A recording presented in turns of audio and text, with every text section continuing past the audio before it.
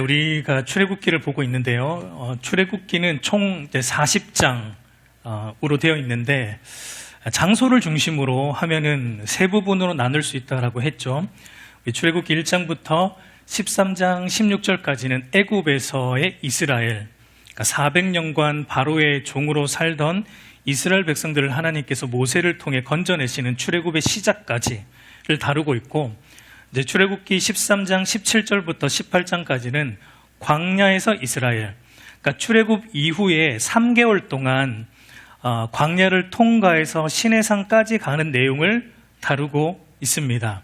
그리고 출애굽기 19장부터 마지막 40장까지는 이제 시내산에서 있는 이스라엘인데 약 한 9개월 반 정도 시내산에 머물면서 하나님과 언약을 맺고 또 율법을 받고 성막을 건축하는 내용이 이제 그렇게 되어 있는데, 그러니까 출애굽기 전체를 5가지의 키워드로 정리해 볼 수 있을 것 같아요.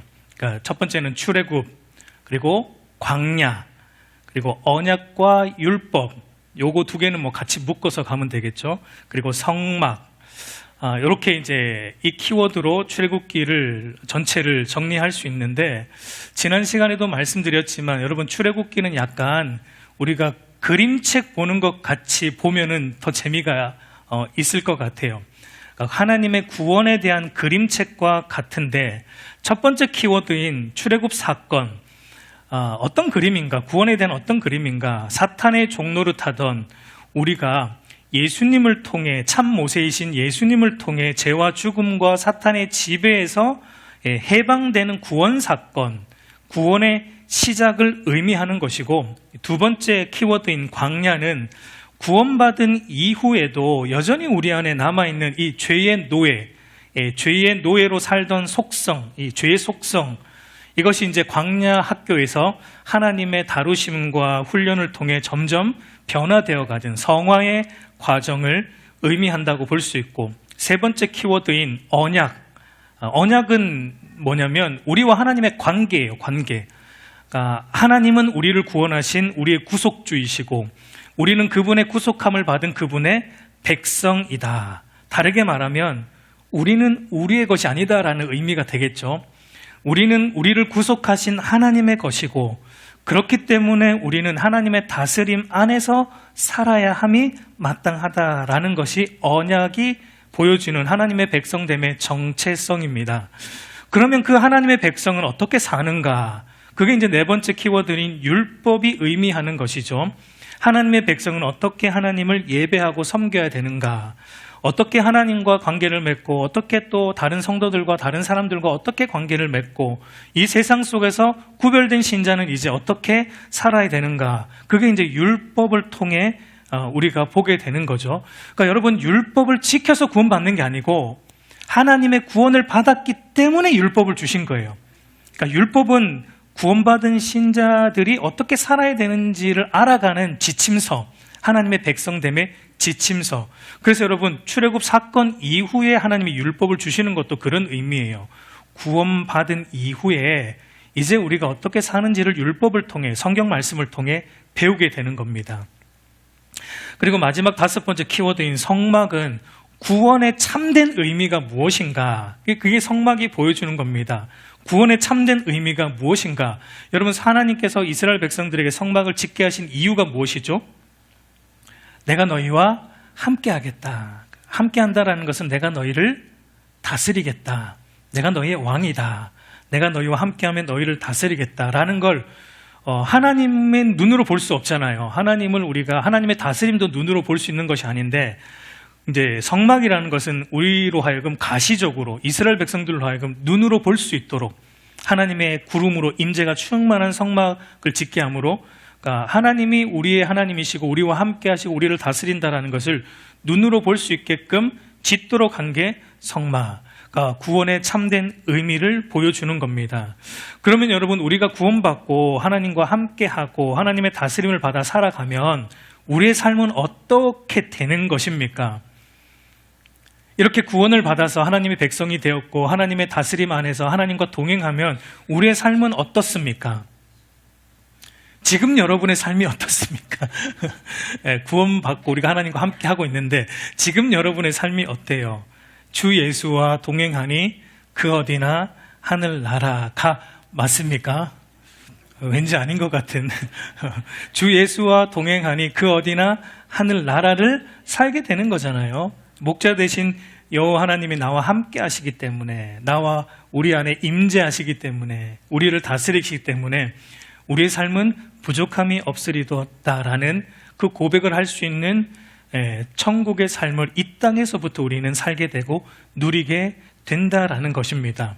그런데 여러분, 문제가 무엇입니까? 우리가 예수 믿고 구원받아서 그 어디나 하늘나라를 살게 되고 누리게 되는데, 그렇다고 해서 우리의 실질적인 삶의 자립, 우리의 삶의 실질적인 어떤 삶의 현장, 삶의 문제들이 다 해결되고 사라졌습니까? 그렇진 않잖아요. 그러니까 가난한 자가 예수 믿었다고 갑자기 부자가 되거나 그러면 좋겠지만 그런 일이 없어요. 그런 일이 없습니다. 예수 믿었더니 갑자기 있던 문제가 사라지고 우리 삶의 모든 문제들이 갑자기 해결되고, 그렇지 않다는 거죠. 예수 믿기 전이나 믿은 후나 사실은 어떤 면에서 보면 우리가 살아가는 삶의 현장은 똑같아요. 별로 차이가 없습니다. 여러분, 많은 이들이 예수를 믿어 하나님과 함께하는 것을 마치, 제가 여러 번 말씀드리지만 마치 알라딘의 램프의 요정 지니를 믿는 것처럼 생각하죠. 예수님을 믿고 하나님께 소원을 빌면 하나님이 짠 하고 나타나셔서 우리의 모든 문제를 다 해결해 주시고 우리의 소원을 다 들어주시는 것처럼 기독교 신앙을 오해하기도 합니다. 그러나 여러분, 그것은 바른 기독교 신앙이 절대 아닙니다. 참된 기독교 신앙은 환경과 상황을 주목하지 않습니다. 참된 기독교 신앙은 우리가 처해 있는 환경과 상황에 주목하지 않아요. 무시하는 건 아니에요. 그게 현실이니까 무시할 수는 없는 겁니다. 그러나 그것을 주목하진 않아요. 어떠한 환경과 상황에 처해 있든지 우리를 구원하셨고, 그리고 그 구원하신 우리 하나님이 우리와 함께 하시고, 그 하나님이 만물의 주권자이시기 때문에 어떠한 순간에도 우리를 떠나지 않고 우리를 도우시고 인도하시고, 우리가 다 이해하지 못해도 전능하신 하나님의 편에서 한치의 오차도 없이 우리의 삶을 인도하신다라는 걸 믿는 게 기독교 신앙입니다. 여러분 보세요. 이스라엘 백성들이 애굽이라는 종살이하던 비참한 환경에서 하나님이 건져냈습니다. 그러면 만약에 기독교 신앙이 진짜 그런 알라딘의 램프 요정에게 비는 것과 같은 거라면 애굽에서 건져내셨으면 하나님이 어디로 데리고 가는 게 맞아요? 바로 가나안으로 데려가야죠. 바로 가나안으로 데려가는 게 맞아요. 적과 꿀이 흐르는 땅인 가나안으로 바로 데려가는 게 맞습니다. 그랬다면 여러분, 애굽 사람들도 뭐라고 말했을까요? 애굽 사람들도 이야 했겠죠. 야, 하나님 믿는다고 너희가 나가더니 야, 대박 났구나. 너희가 가나안에서 자리 제대로 잡았구나. 성공했구나. 가나안 부동산 요즘 땅값이 장난 아닌데 야, 가나안에 투자를 했더니 너희가 대박 났구나. 역시 하나님이 신들 중에 제일 센 신이야. 라고 애굽 사람들도 말했겠죠. 여러분, 만약 그렇게 하나님이 하신다면, 지금도 만약에 그렇게 하나님이 일하신다면 여러분, 전도만큼 쉬운 건 없어요. 전도할 필요도 없습니다. 안 믿을 사람이 누가 있어요? 예수 믿었더니 손대는 것마다 대박이 나요. 예수 믿었더니 로또 살 때마다 당첨이 돼. 예수 믿기 전에 늘 꽝이었거든요. 근데 예수 믿고 기도하고 샀더니 바로 당첨이 돼. 한 번이 아니라 탈 때마다. 예수 믿었더니 공부 못하는 애들이 다 서울대에 가요. 예수 믿었더니 모든 문제가 다 해결돼. 예수 믿었더니 있는 병도 다 나서. 그럼 안 믿을 사람이 누가 있어요? 근데 여러분, 이게 성경이 말하는 기독교 신앙이 아니다라는 거예요. 그건 우리가 원하는 거죠. 성경이 말하는 기독교 신앙이 아니다라는 겁니다. 성경이 말하는 하나님도 아니다라는 거예요. 성경이 말하는 믿음도 아니다라는 겁니다. 여러분, 하나님은 우리의 환경과 상황에 큰 관심이 없어요. 저와 여러분이 죄로부터 건짐을 받아 하나님의 백성이 되어 하나님을 의지하는 하나님 백성답게 살아가는 것에 관심이 있어요. 그걸 만들어내시려고 환경과 상황을 사용하시는 거예요. 그걸 만드시려고 때로는 우리를 고난스러운 환경으로 몰아가시기도 하고, 아니면 때로는 좀 더 나은 환경으로 몰아가시기도 하고, 그러나 대체적으로 우리가 잘 안 변하니까 더 좀 비율적으로 볼 때 고난이 좀 많을 수도 있는 거죠. 그러니까 하나님의 관심은 거기 있다라는 것이죠. 여러분 보세요. 하나님이 애굽에서 이제 이스라엘을 건져냈는데 어디로 인도하십니까?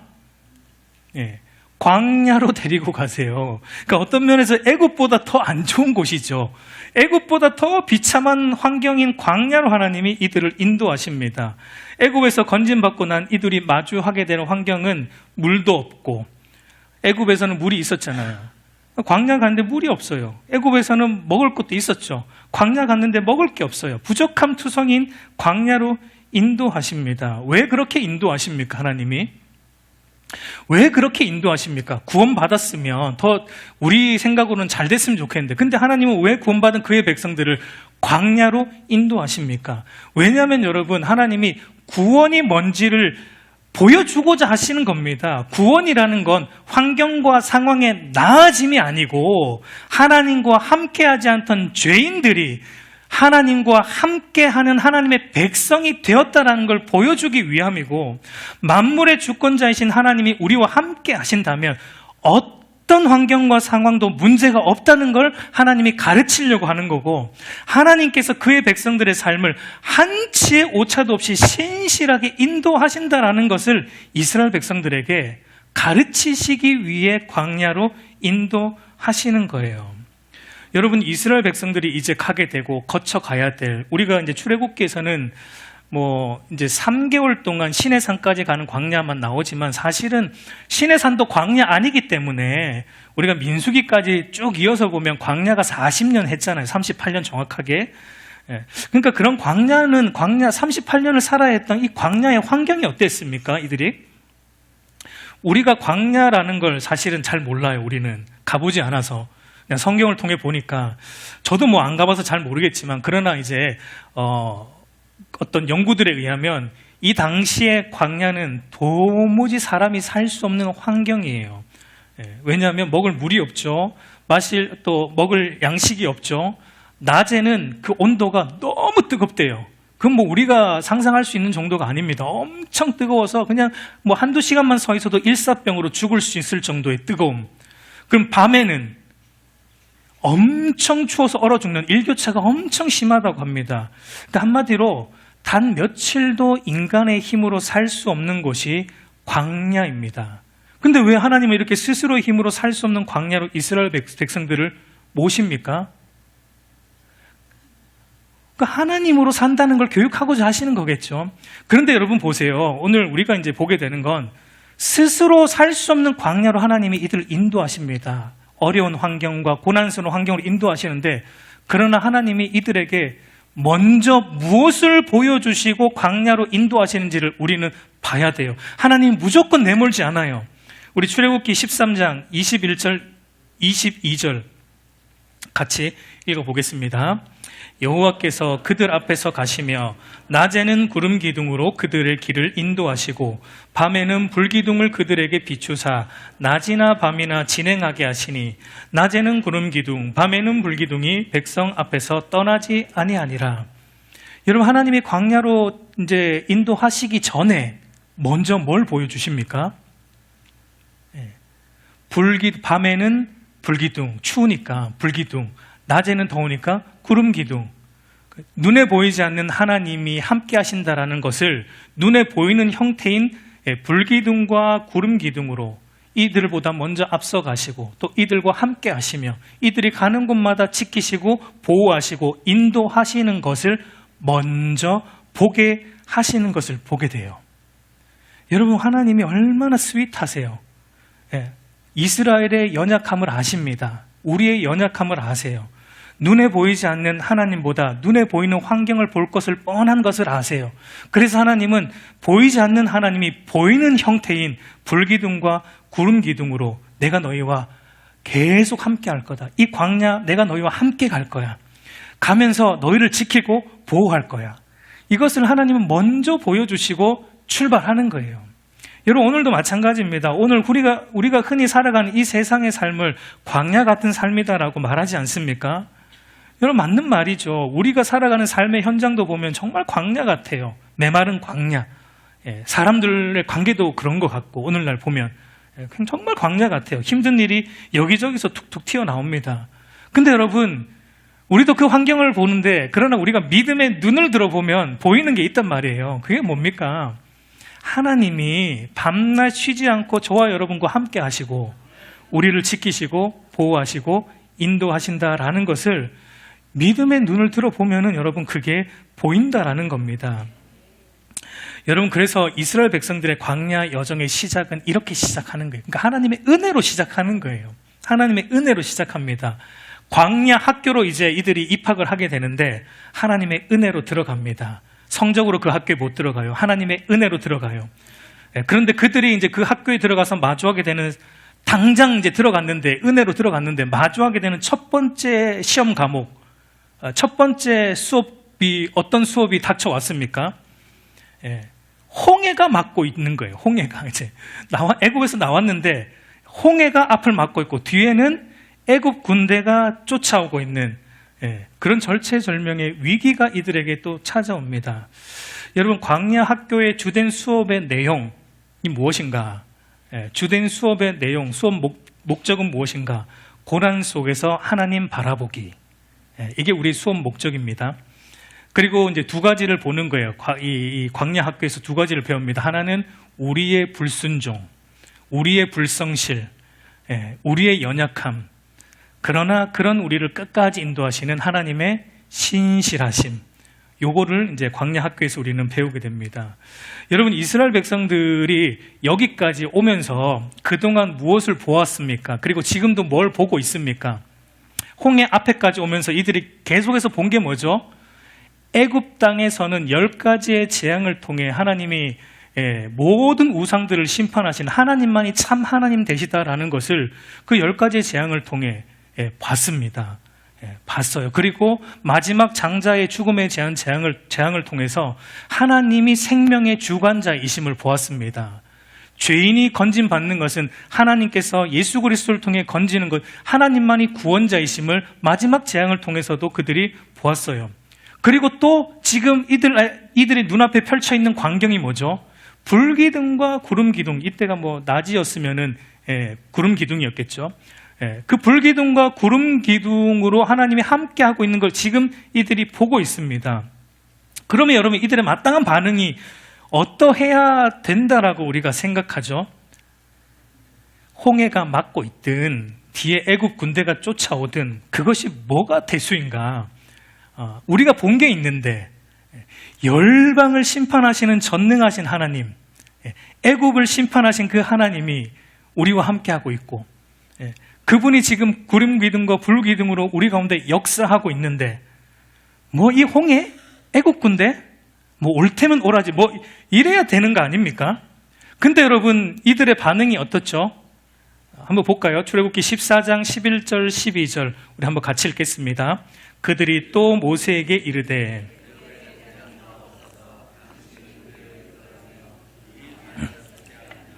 어찌하여 당신이 우리를 애굽에서 이끌어내어 우리에게 이같이 하느냐? 당신에게 이른 말이 이것이 아니냐? 이르기를 우리를 내버려 두라. 우리가 애굽 사람을 섬길 것이라 하지 아니하더냐? 애굽 사람을 섬기는 것이 광야에서 죽는 것보다 낫겠노라. 여러분, 이들의 반응이 어떻습니까? 지금 하나님이 함께 하고 있어요. 하나님이 건져냈어요. 광야에서 죽게 내버려 둡니까? 하나님이? 안 죽어요. 광야에서 죽는 것보다 애국 가는 게 낫다. 그러니까 여러분, 이들은 함께 하시는 하나님을 보지 못하고 당장 눈앞에 있는 그 처해 있는 나의 아픔, 내 환경, 내 상황, 그거 보면서 원망과 불평을 늘어놓고 있는 것을 보게 됩니다. 분명 눈을 들어보면 보입니다. 구름 기둥으로 불기둥으로 함께 하신 하나님이 보입니다. 그런데 이들은 하나님이 이러려고 우리를 구원하셨나? 구원하셨으면 예전보다 더 좋은 길로 좀 인도해 주시지. 왜 이렇게 우리를 힘들게 하시나? 불평과 원망. 여러분, 우리의 고질적인 문제도 이와 같지 않습니까? 우리도 모든 상황 속에서 한치 오차도 없이 우리를 인도하시는 능하신 하나님의 손길을 믿기는 믿는데, 보지는 않나요? 눈을 들어서 봐야 되는데 머리로만 믿고 보지는 않고, 보는 건 뭘 봅니까? 하나님이 우리와 함께 하신다는 건 믿는데 눈으로 보는 건 뭘 보죠? 주어진 환경, 주어진 상황, 그 어려운 환경, 고난 같은 환경, 그거 보고 우리도 불평과 원망을 할 때가 많죠. 그러니까 여러분, 성경을 보면은 그래서 하나님이 이스라엘 백성들에게, 그리고 오늘 저와 여러분에게도 성경이 자주 뭘 하라 그러냐면 기억하라, 생각하라. 누구를요? 하나님을. 하나님이 하신 일을, 하나님과 그분이 하신 일을 너희가 보라, 기억하라, 생각하라, 기념하라, 이런 표현들을 굉장히 많이 하고 있습니다. 왜냐하면 우리가 잘 안 보거든요. 잘 안 봐요. 잘 잊어버립니다. 우리에게 있는 이 고질적인 병이 하나 있는데 그게 영적 건망증이에요. 영적 건망증. 우리가 모르는 건 아닌데 깜박깜박 하는 게 문제거든요. 하나님이 나와 지금 함께 하신다. 믿습니까? 믿습니다 하는데 또 잊어버려요. 이 영적 건망증, 영적 건망증. 환경이 커 보이니까 이 영적 건망증이 우리에게 있다라는 겁니다. 그래서 여러분, 모세가 지금 백성들에게도 뭐라고 말합니까? 이렇게 원망하는, 불평하는 이들에게 뭐라고 말합니까? 우리 14장 13절 14절도 보면은 오늘 우리가 읽은 본문인데 이렇게 말하죠. 모세가 백성에게 이르되 너희는 두려워하지 말고 가만히 서서 여호와께서 오늘 너희를 위하여 행하시는 구원을 보라. 너희가 오늘 본 애굽 사람을 영원히 다시 보지 아니하리라. 여호와께서 너희를 위하여 싸우시리니 너희는 가만히 있을지니라. 무엇을 보라고요? 무엇을 보라고 말합니까? 모세도 홍해 보지 말고, 애국 군대 보지 말고 무엇을 보라고요? 오늘 하나님이 너희를 위하여 행하시는 구원을 보라. 하나님의 일하심을 보라. 하나님의 손길을 보라. 믿음의 눈을 들어 능하신 하나님의 손길을 보라라고 말하고 있습니다. 여러분, 그런데 우리가 하나님의 손길을 본다, 가만히 서서 하나님의 구원을 본다라는 것이 어떤 의미일까요? 근데 이게 그냥 문자적으로 진짜 가만히 서서 진짜 그냥 우리가 그냥 그렇게 하나님을 본다라는 의미는 아니고요. 그러니까 우리가 눈을 들어 하나님을 본다라는 이것은 사실은 굉장히 적극적인 의미예요. 우리가 보는 게 약간 수동적인 것 같지만 사실은 성경이 말할 때 본다라는 것은 굉장히 적극적인 표현입니다. 무슨 의미냐면 이것은 하나님의 신실하심과 하나님의 선하심과 하나님의 인도하심에 대한 믿음으로 지금 내가 처해 있는 수렁과 같은 깊은 웅덩이, 거기에 빠져 있는 것 같은 내 현실과 적극적으로 싸우라는 의미가 하나님을 본다라는 것의 의미입니다. 여러분, 우리 인생의 수렁과 같은 깊은 웅덩이가 빠진 것 같은 고난과 아픔이 우리에게 찾아올 때 우리 안에 어떤 일이 일어납니까? 우리 안에 어떤 반응이 일어나죠? 이스라엘 백성과 같은 반응이 사실은 일어나요. 하나님께서 왜 나에게 이런 아픔을 주셨을까? 하나님께서 왜 모든 것을 선하게 인도하고 계신다는데 왜 나는 이렇게 아픈 것일까? 과연 하나님께서 나를 위해 싸우고 계신 것이 맞는가? 과연 하나님의 손길이 이 고난의 상황 속에도 있는 것인가? 라는 이런 생각이 우리를 사로잡아 오는 것을 보게 돼요. 그리고 그때 사탄이 합세해가지고 우리에게 속삭이거든요. 하나님이 너를 사랑하시면 이렇게 하실 리가 없잖아. 하나님이 너를 안 사랑하는 거야. 하나님이 너가 하나님 잘 믿으면 이럴 리가 없잖아. 하나님이 널 안 좋아하시는 것 같아. 근데 나는 네가 좋다. 나한테 올래. 살살 이제 사탄이 이렇게 구슬리거든요. 그러니까 믿음으로 사는 게 별로 소용이 없어 보이잖아. 그치? 그러니까 차라리 그냥 네 욕심대로 육체를 따라서 사는 게 더 낫지 않겠냐? 사탄이 옆에서 살살 또 우리의 죄악된 본성을 살살 구슬립니다. 그때 우리가 하나님을 봐야 돼요. 근데 이 본다라는 게 수동적으로 보는 게 아니고 그때 우리가 싸워야 돼요. 이 생각과 싸워야 돼요. 사탄의 이 유혹과 싸워야 되고 우리 안에 찾아오는 하나님의 선하심에 대한 의심, 내 삶을 과연 하나님이 선하게 인도하고 있는 게 맞는가라는 이 의심, 이것과 싸우라는 겁니다. 이 의심과 싸우라는 거예요. 하나님은 내 삶을 선하게 인도하시는 게 맞아. 비록 내가 이해할 수 없어도 그 하나님은 선하시고 완전하신 분이야 라는 것으로 우리를 사로잡아오는 우리의 이 침울해지는 감정, 암울한 감정, 우리를 디프레스하게 만들고 우리를 우울하게 만드는 이 감정과 우리를 믿음에서 자꾸 멀어지게 하는 이 감정과 싸우라는 겁니다. 적극적으로 싸우라는 거예요. 하나님이 나를 붙들고 있다라는 거, 나를 구원하신 하나님이 끝까지 나를 책임지신다라는 것을 눈을 들어 보면서 이 모든 환경과 우리의 감정, 이 모든 것들과 적극적으로 싸우는 것이 본다라는 것에 담겨있는 의미입니다. 그래서 여러분, 홍해의 사건을 겪고 난 후 이스라엘 백성들이 이렇게 고백을 해요.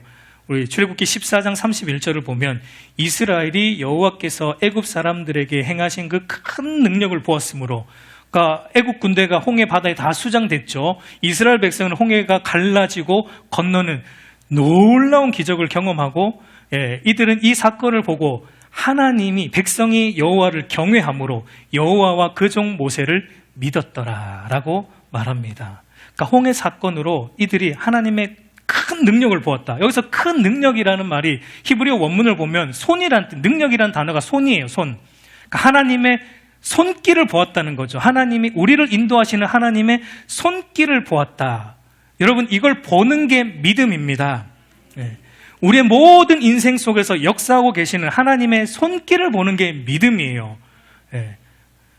여러분, 신앙생활은 늘 이 싸움입니다. 이 싸움이에요. 신앙생활은 이 싸움이에요. 우리의 육신의 눈으로 보이지 않는 하나님의 이 선하신 손길, 이걸 우리가 믿음의 눈으로 얼마나 보고 확신하느냐, 아니면 이걸 놓치고 이걸 보지 못하고 또 환경에 매이느냐.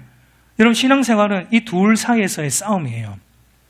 근데 여러분, 어디에 우리가 보느냐에 따라 우리의 삶의 질이 달라집니다. 하나님의 이 주권적인 손길을 모든 상황, 모든 순간에 보면 우리의 삶이, 여러분, 잠시 염려할 수 있어요. 정말 홍해가 있고 애국 군대가 온다 그러면 염려가 되겠죠. 잠시 염려할 수 있지만 그 손길을 보면은 이내 우리가 평안을 찾게 돼요. 아, 하나님이 계시지. 맞아.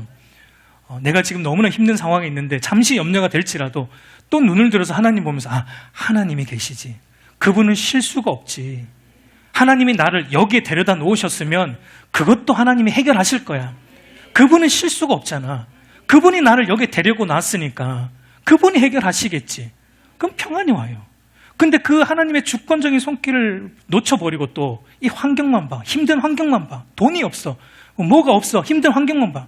그러면 여러분, 이게 힘들어집니다. 막 고달파지고 세상 짐은 다 지고 그냥 가는 것처럼, 이렇게 부정하게 되고요. 힘들어지는 거예요. 그러니까 하나님의 능하신 손길을 봐야 돼요. 신앙생활은 이 싸움의 연속입니다. 그런데 여러분, 이제 이것을 또 보게 되었는데 이들이 또 그 다음에 또 만나게 되는 환경이 어떻습니까? 이제 출애굽기 15장을 가면은 이제 홍해를 건너서 사흘 정도 이제 왔어요. 그런데 이제 어떤 일이 터지냐면 마실 물이 없는 거예요. 그래서 그래도 찾아가지고 마라라는 곳에서 마실 물을 찾았는데 그 물이 써가지고 못 마시는 거예요. 그때 여러분, 이들이 어떤 반응을 보여야 됩니까? 지금 그동안 뭐 봤죠? 10가지 재앙을 보았고 홍해를 가르시고 애국 군대를 수장시키시고 건너게 하신 하나님의 능력, 구름 기둥, 불 기둥, 지금 계속 보면서 왔거든요. 마실 쓴물이 이제 된 거예요. 그러니까 이들의 반응이 어때요? 아, 쓴물 정도야. 쓴물 정도야. 이 타임에 물 한 번 먹게. 쓴물 정도야 하면서 이길 수 있잖아요. 근데 또 그들은 어떻게 합니까? 또 원망하고 불평합니다. 여러분, 이스라엘 백성들을 보면 굉장히 일관성이 있어요. 굉장히 일관성이 있어요. 그래서 마음에 들어요. 저를 보는 것 같아서. 일관성이 있어요. 일관성 있게 하나님을 원망하며 삽니다. 근데 하나님은 또 어떻게 하시죠? 우리 하나님도 일관성이 있으세요. 하나님께서 원망하는 이들의 쓴물을 단물로 변하게 하심으로 마시게 해주시죠. 인도하신다는 거예요. 책임지신다는 거예요. 여러분, 이 정도 경험했으면 그 다음은 어떨까요? 16장으로 가면은 이제 출애굽한 지 2달 정도 지났어요. 근데 또 이들이 원망을 하네요. 근데 그 이유가 뭐냐면 이제 한 2달 지나니까 배가 고파. 애굽에서 나올 때 들고 왔던 식량이 아마 다 떨어진 것 같아요. 왜냐하면 200만이 넘는, 거의 300만 명이 넘는 400~500만 명이 될 수 있는 인원들이 2달을 왔으니까 들고 나온 식량이 동이 났겠죠. 배가 고파요. 먹을 게 없으니까 또 하나님 원망합니다. 여러분, 그동안 뭐 봤다고요? 10가지의 기적과 홍해를 가르는 것과 부른 기둥 굴기둥 하나님이 함께 하시는 전능하신 하나님을 보았는데 당장 먹을 게 없어요. 불평합니다. 일관성이 있어요. 근데 또 하나님 어떻게 해주시죠? 만나와 메추라기를 하늘로부터 내려주심으로 38년 광야 내내 공급해 주십니다. 먹게 해주십니다. 그리고 출애굽기 17장으로 가면 이들이 이제 신광야를 떠나 르비딤에 이르게 되는데 거기에 또 어떤 일이 나냐면 또 물이 없어요. 광야니까 또 물이 없어. 또 이들이 어떻게 하죠? 또 원망해요. 또 일관성 있게 원망해요. 근데 또 하나님 어떻게 하시죠? 모세를 통해 반석에서 물이 나게 하심으로 이들을 마시게 합니다. 여러분 보세요. 광야에서 반복적으로 일어나는 패턴이 무엇입니까? 이스라엘 백성은 늘 뭘 보죠? 눈에 보이는 환경과 상황을 보고 불평과 원망을 합니다.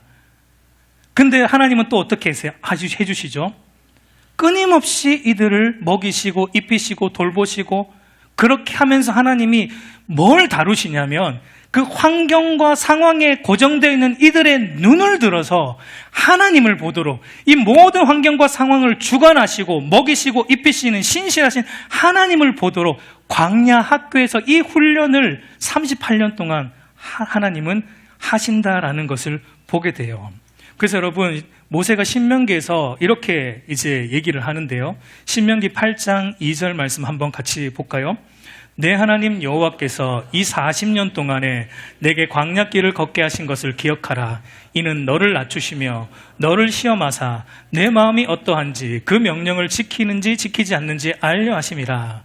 광야길을 걷게 하셨는데 왜 그렇게 하셨나? 너를 낮추시기 위해, 겸손하게 하시기 위해 그렇게 하셨다라는 것을 말하고 있는데, 여러분 이것은 무슨 의미냐면 광야 여정을 통해 이들이 배운 것이 뭐냐면 자기들의 이 불성실함이에요. 하나님 말씀에 순종하지 않는 자기 자신들의 죄악됨, 부패함, 패역함을 하나님이 보게 하시는 거예요. 그게 낮추시는 거예요.